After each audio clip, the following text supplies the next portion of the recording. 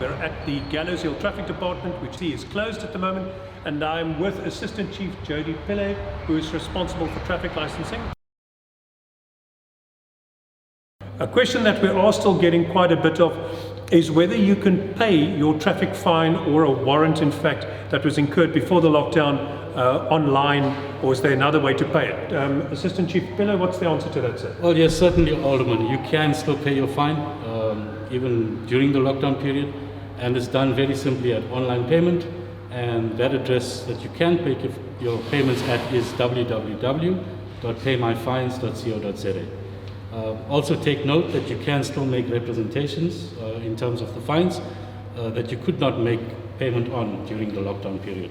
And the details for those representations on how to make them to the public prosecutor and so is on the back of the notice that you issued.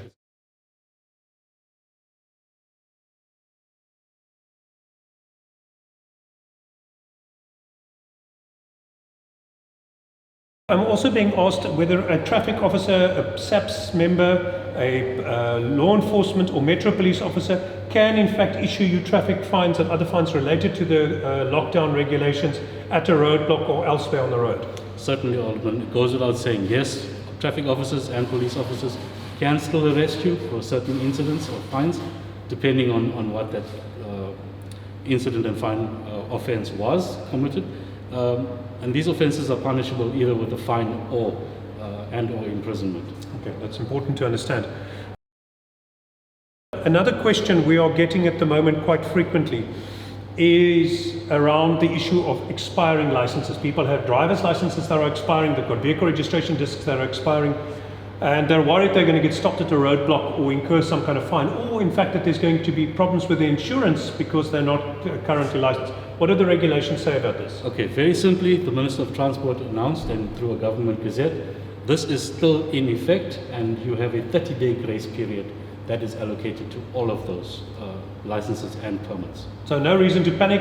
Even 30 days after the lockdown ends, you can go and renew your license, so there's ample time. And people therefore don't need to be concerned. We now understand that it is the intention by national government to reopen all the driver's license testing centres by 1 June.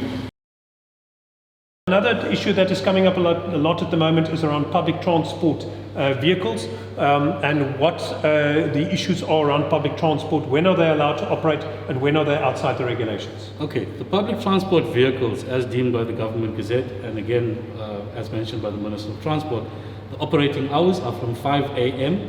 up until 2000 hours or 8 o'clock in the evening.